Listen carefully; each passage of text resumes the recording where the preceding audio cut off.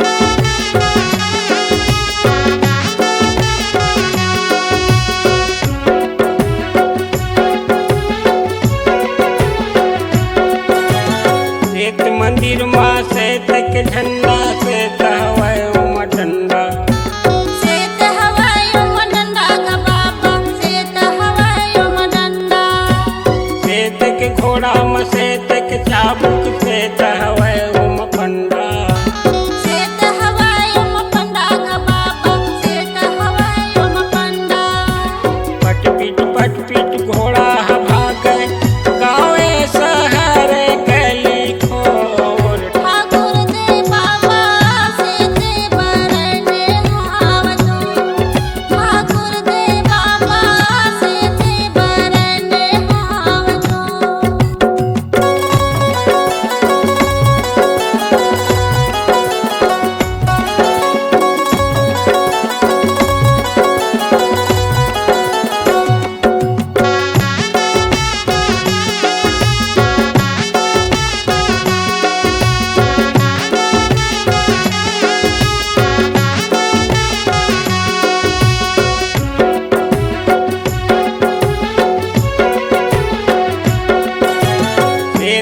तेल में से तक बाती से जले